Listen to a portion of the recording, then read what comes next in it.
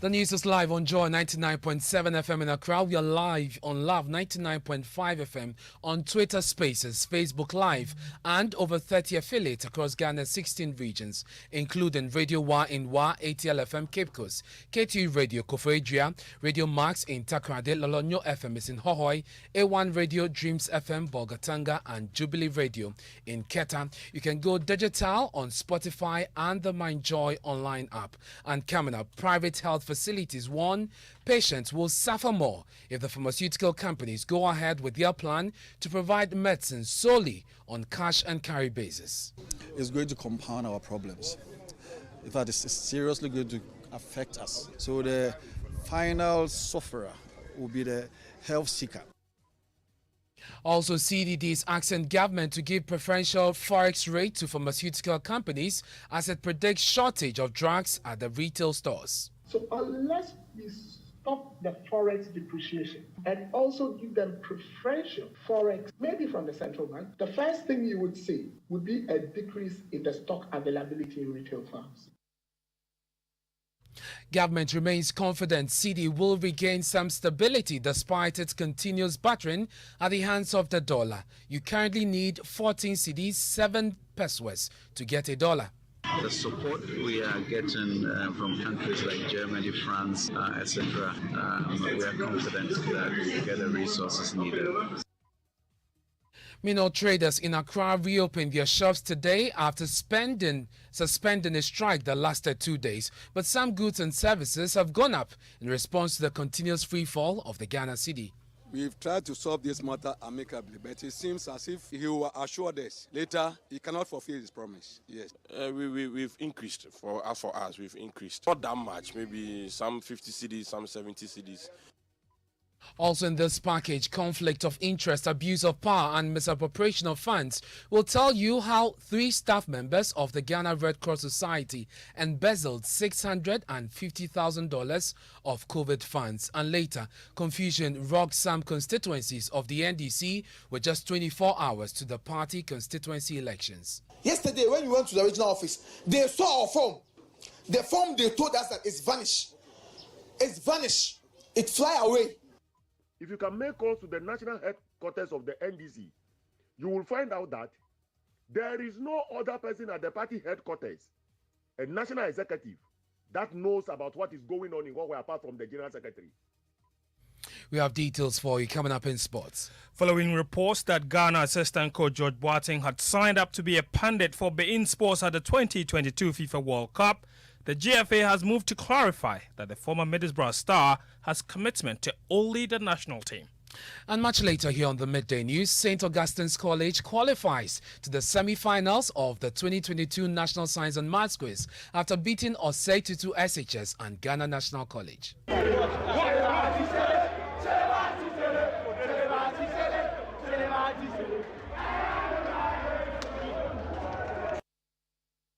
We have details of these stories and more here in this half-hour package. Please stay with us. Hello again, my name is Ernest Manu. Let's settle for the details now. And Private Health Facilities Association has described as worrying the decision by the Ghana National Chamber of Pharmacy to sell medicines on cash basis. It comes after the chamber had revealed the industry is on the verge of collapse as a result of the current economic challenges. It has therefore been forced to sell medicines to customers only when they have paid for it. President of the Pharmaceutical Importers and Wholesalers Association, William Edum-Ado, spoke for the chamber at a news conference. The effect of medicine prices will not only result in challenges with medicines availability and accessibility, but most importantly, the quality of life of Ghanaians. Because we all know health is wealth. They cannot afford the resultant high cost of medicine. On the industry front, interest in continuous investment in official and approval pharmaceutical business is waning. Very soon, a sizable number of industry players may be forced to fold up or lay off staff. This becomes a dangerous recipe for criminals to engage in their nefarious activities and flood the market with fake and substandard products, which eventually tends to compromise quality and efficacy of medicine, thereby putting the health of all Ghanaians at risk. The National Chamber of Pharmacy the Pharmaceutical Manufacturers Association of Ghana and Pharmaceutical Importers and Wholesalers Association of Ghana therefore call for an immediate action to save the industry. We can now hear from President of the Private Health Facilities Association of Ghana, Dr. Samuel Kwame Boabin-Frimpong, who says patients will suffer more if the Ghana National Chamber of Pharmacy goes ahead with its plan. It's going to compound our problems. In fact, it's seriously going to affect us in the sense that, of course, we need their supplies to be able to stay functional. And then if they are going to go cash and carry, when we don't have the necessary money to pay cash and carry, simply means our dispensary points or pharmacy points are going to be empty. So the final sufferer will be the health seeker, who will then not be able to get the necessary medicines he needs for his health care from the facility. So that is the challenge. Meanwhile, the private health facilities say the NHI's indebtedness to them is gradually collapsing their business. In the last few minutes, the Association of Private Insurers has also issued a statement raising concern with the development. My colleague Michael Ashele joins me in the studio with details. What are they saying? Well, so they are saying that they hope that they will be able to engage with the pharmacy industry bloc to fashion out a mutually beneficial outcome, just as they have commenced with other stakeholders. They continue to say that we wish to assure all our cherished clients and partner providers that we remain committed in making quality healthcare accessible to improve the health outcomes of our injured and insured patients. Thank you very much, Michael Ashele, with that statement from the Private Health Insurers Association. Fellow with the Center for Democratic Development, Dr. Kwame Sapon-Osiedu, is predicting the shortage of drugs at retail stores if the Chamber of Pharmacy goes ahead with its plan. He's asking government to immediately give preferential forex rate to the pharmaceutical companies. Average is about 127% change in price. Some are as high as 270%. Even the manufacturing that goes on in Ghana, which is 23% of our pharmaceutical product, is almost 85% dependent on forex. So unless we stop the forex depreciation and also give them preferential forex, maybe from the central bank, and also ensure that either pharmaceutical imports are limited by their tax bands, we are not going to see the end of this. The first thing you would see would be a decrease in the stock availability in retail farms and in hospitals. The second thing you'd see is that when you get that prescription and you cross that street to go and get your infusion, the prices will, just as with the spare parts situation, that's what's going to happen in pharmacy. Dr. Kwame Sapon-Osiedu there. He's a fellow with the Center for Democratic Development. Away from the city, this government remains confident the city will regain some stability. Now, this despite its continuous battering at the hand of the dollars. At Forex today, a dollar is being sold at 14 cedis 70 pesos. The situation continues to affect all sectors of the economy, from pharmaceutical companies to trading industry. Now, traders have served notice of constantly adjusting their prices to keep their businesses afloat. This is the measure announced by Guta after it called off the strike that saw closure of shops. Joseph Obeng is Guta president. Be mindful that you have to benchmark your pricing with the flying dollar. Otherwise, you lose off your capital. You have to benchmark, you take your time and look at the rate it is going in. And always revise your prices according to the rate of change. Otherwise, you are going to lose all your capital. It is scary. Please, don't just trade. Be wise, and do your calculations well. Otherwise, all your capital will be consumed by this unfortunate situation that we find ourselves. My colleague Samuel Kojo Brace was at the Central Business District of Accra, and here's his report. I'm here in Abossey-Okai to look at how the situation is, and I tell you what, it is filled with people, with shops opened, and brisk trading activities are underway here in Abossey-Okai. We've tried to solve this matter amicably, but it seems as if he will assure us. But later, he cannot fulfill his promise. Yes. So that is the reason why we decided even to close the shops up till now. Well, Guta, they've now informed us that they've almost completed, they finished the solving the problem. So we should come and open our shops. We've increased for us. We've increased because this is the reality on the ground. Okay, now a dollar is almost 15 cedis, right? So if maybe I bought something, let's say a month ago, which the dollar was around 11 cedis or 10 cedis. Today, if I'm going to buy the same thing, I won't get it at the same price. Or even at the same price, because the quantity will reduce. So therefore, we have to adjust the pricing system so that when we are going back to buy again, we can buy the same quantity. Yeah.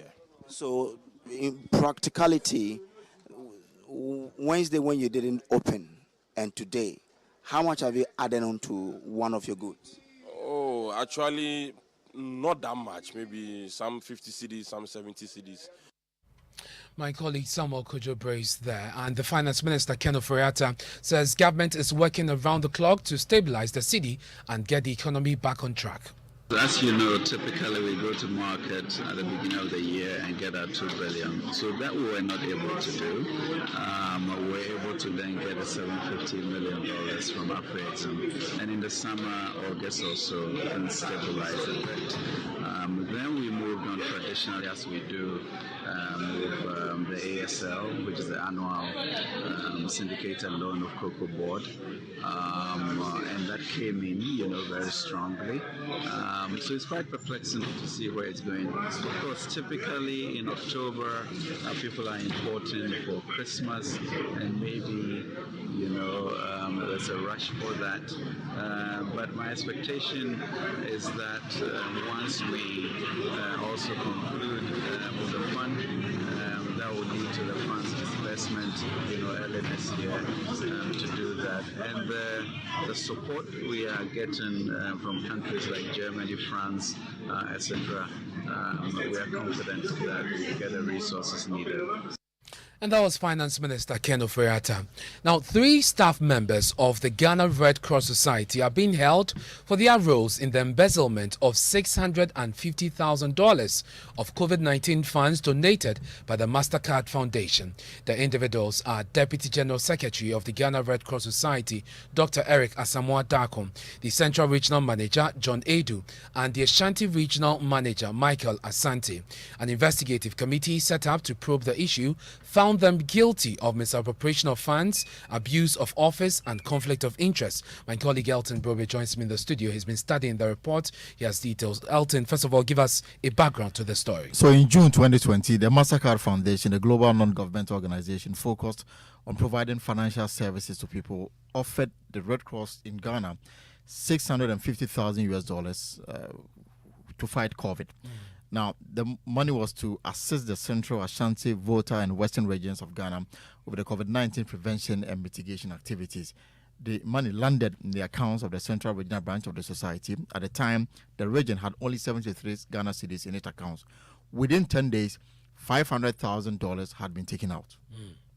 So let's focus on the individuals, 3 of them. What exactly are they accused of doing? So according to the investigative report, a tendering and procurement committee was set up to get people to provide the necessary resources for the execution of the mandate of the project.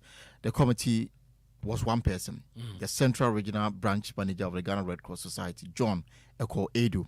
The committee awarded a contract to 5 companies without any advertisement of the bid as required by the procurement laws of Ghana.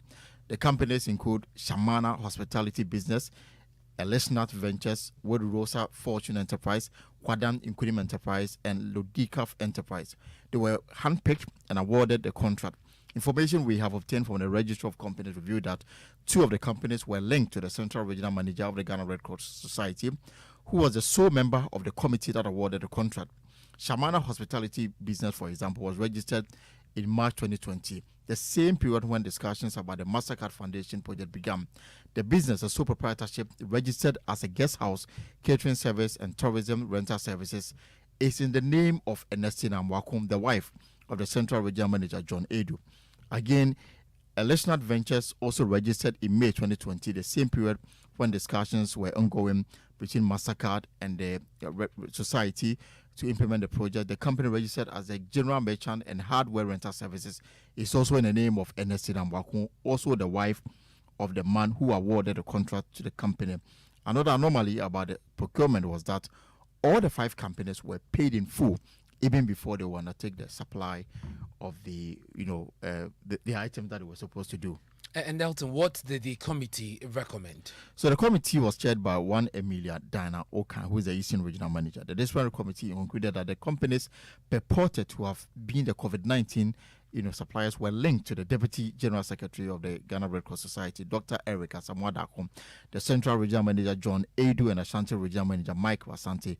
They, the 3 members, handled the COVID-19 project funded by the MasterCard Foundation. The committee concluded that the procurement process was abused as only Mr. Edu supervised the distribution of the contract without any advertisement.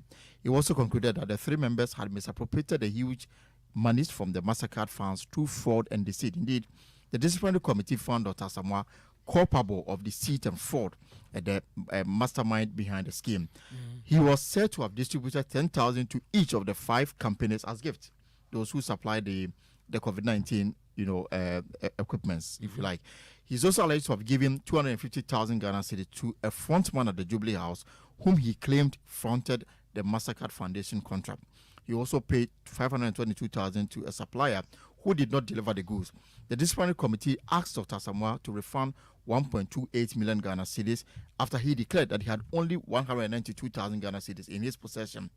The committee found the Central Regional Manager John Edu guilty of misappropriation of funds. So what I've picked is that Dr. Samoa and the Central Regional Manager, they have been sacked, but the Central Regional Manager of the Ghana Red Cross Society has resigned. Did the reports capture their response to the issues raised? Unfortunately, from what we've picked, they claim that the matter is in court, and for that reason, they will not offer any explanation, even though from the point of the Ghana Red Cross Society, they are here to retrieve the money that, according to them, is in the hands of these 3 individuals. Now, one of them said that the Red Cross or the committee was set up to fight somebody's fight. But according to the Red Cross Society, after this investigative committee, the report was given to the Ghana Police Service to prove that the Ghana Police Service said they are still in the process of doing so, even though aspects of this report has been taken to court, and these 3 men are standing trial. Elton, thank you very much for those details. Let's do some other stories here on the Midday News. And this afternoon, government is hitting back at teacher unions over their opposition to the appointment of the new Director General of the Ghana Education Service. The appointment of Dr. Eric Nkansa as the new boss of the service follows the dismissal of Professor Opoku Amankwa, who has been met with fierce resistance from stakeholders in the education sector. Only yesterday, teacher unions announced their opposition to the appointment and asked the president to rescind the decision. The development that annoyed and surprised all of us, that a new Director General is being appointed to the Ghana Education Service. The authority to appoint Director General is the president of the land. Unfortunately, contrary to what the teacher unions indicated, that we want a Director General who is a professional teacher, who have passed through the mill, who can bring his knowledge, skills, and influence to bear on the activities of teachers and non-teachers in the Ghana Education Service. Well, the Ghana National Association of Private Schools have also waded into this controversy, describing the appointment as a breach of the law.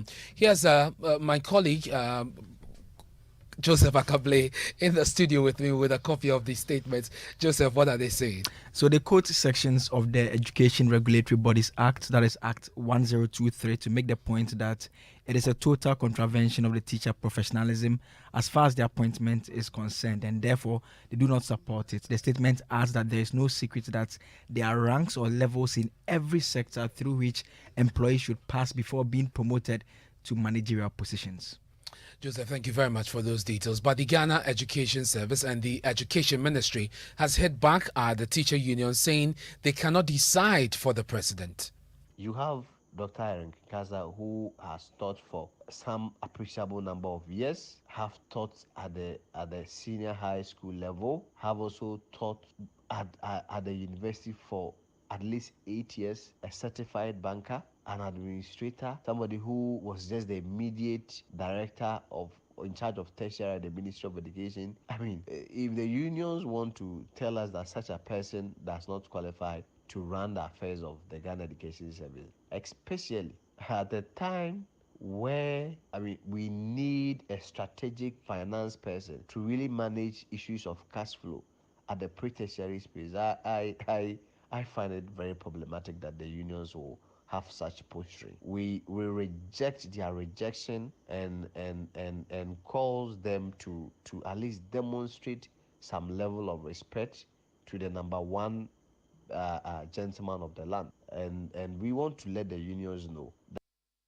Kwesi Kwarteng speaks for the Education Ministry. You're listening to the Midday News here on Joy 99.7 FM. We're taking a break. When we return, we'll bring you sports and also confusion rocks some constituencies of the NDC with just 24 hours to the party's constituency elections. Yesterday, when we went to the regional office, they saw our form. The form they told us that it's vanished. It's vanished. It fly away. And St. Augustine's College qualifies to the semi-finals of the 2022 National Science and Maths Quiz after beating Osei Tutu SHS and Ghana National College.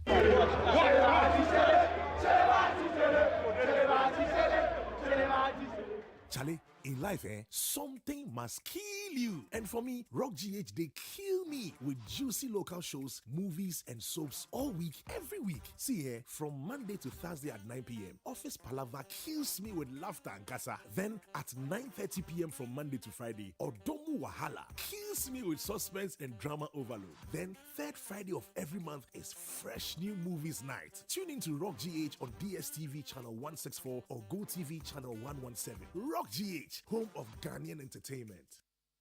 Glovo is the app that delivers anything you want from your city. When you work late, treat yourself. Order a Glovo and enjoy jollof, fufu, chicken or pizza. Or on days when plans with friends run longer, get your snacks and drinks from Glovo and keep the party going. No diapers left? Order a Glovo and save the day. With Glovo, you can order easily and track your delivery until it arrives at your doorstep. Download the Glovo app now. Order food, groceries or anything you want. We deliver in minutes.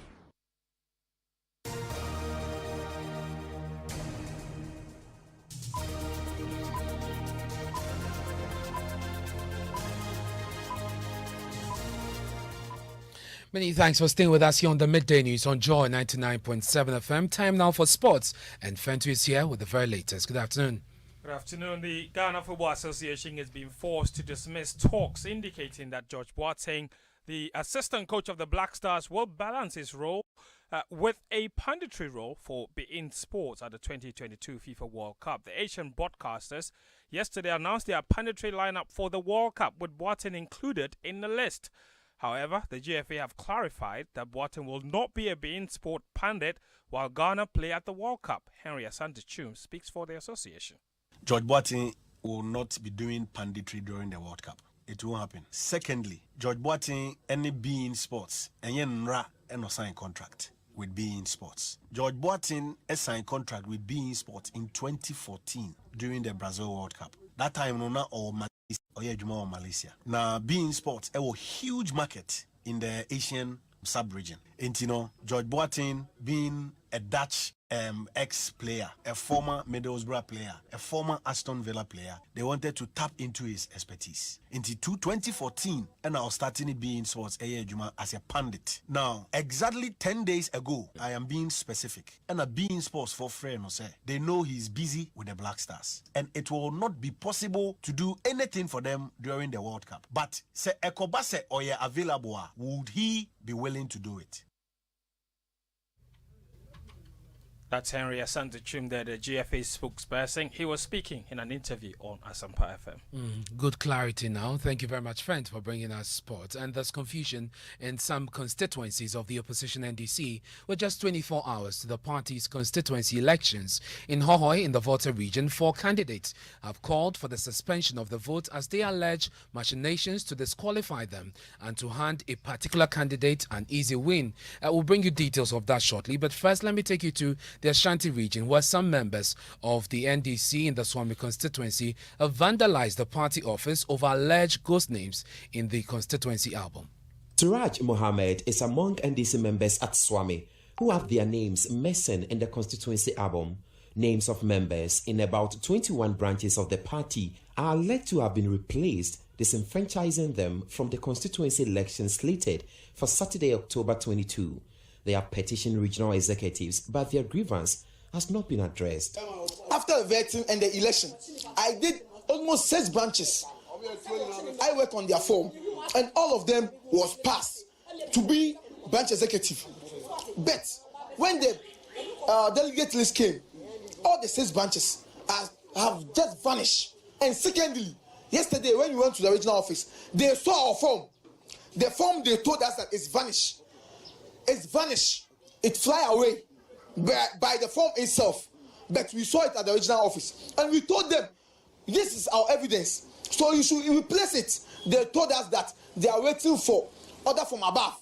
Debris of the action is visible at the entrance of the party office.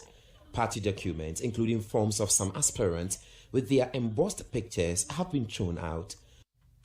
Well, let me now take you to Hohoi. Blaise Suga joins me in the studio with a petition sent to the party from that constituency. What do we know, Blaise? The petitioners argue that there's low morale in the constituency, and they also want the national chairperson to suspend the constituency level elections, else the situation may degenerate into a mayhem, as I've been speaking to Victor Herman Kontomri.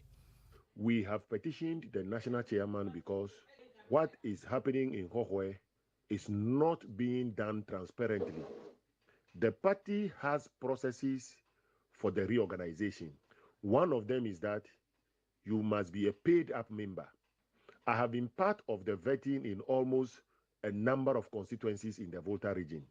In all those places, even though the party guidelines states that you must pay through the platform, where people are not able to pay, we accepted payment on table during the vetting. I will stay with the NDC because former President John Dramani Mahama said it is shocking that years after journalist Ahmed Swale was killed, perpetrators of the crime have not been arrested. The journalist was killed in 2019 and no arrests have been made since then. Speaking during a courtesy call on him by the newly elected executives of the Ghana Journalists Association, the former president urged the GJA to fight until the killers are arrested. Quite a few cases of harassment of media people for the work that they do. Of course, one of your own paid the ultimate price, Ahmed Swale, and as of now, there still doesn't seem to be any movement in apprehending the people who assassinated him in such cold blood. And I think that is something that you must not sleep on. Former President John Dramani Mahama, the now President Akufo-Addo, says despite the economic difficulty facing the country, the chances of the NPP in winning the 2024 elections is bright. He was speaking on Republic Radio ahead of his 3-day tour of the Eastern region. We were right in identifying these things. We were right in looking at how we can achieve food security in Ghana. We were right in insisting on industrial development and expansion. And we're doing it. It's not as if we're just talking, but we're walking the talk.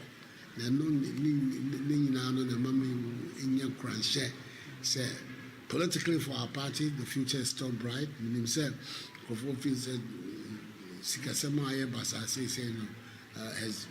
it were, wiped out our chances of being able to go forward in 2012. I don't take that view.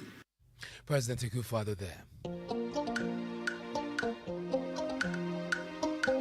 And St. Augustine's College has qualified for the semi-finals of the 2022 National Science and Maths Quiz. The two-time winners beat Ghana National College and Osei Tutu SHS. Maxwell Atutba has more.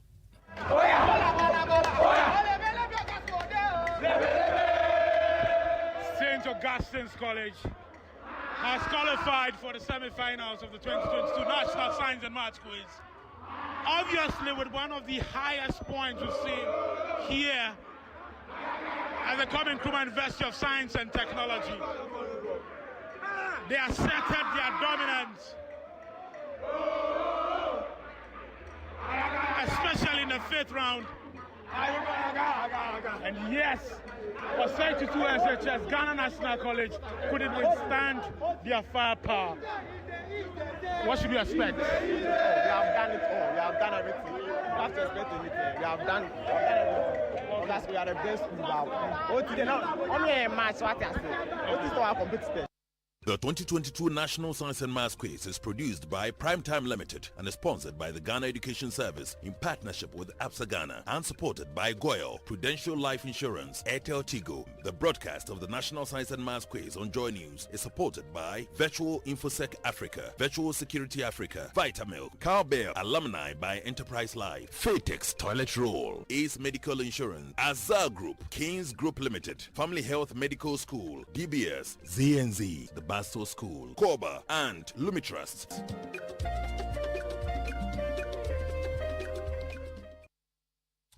And SmartUp and NASCO are part of our broadcast sponsors of the National Science and Maths Quiz. Later today, Adisco faces Ketasco and OWAS for a quarter-final contest. And you want to catch the action live on the Joy News channel. That's it for the Midday News. Many thanks for your company throughout the week. Ernest Manu. We have more stories on myjoyonline.com. Dr. Mensa Otabil is next on the radio with Living Word.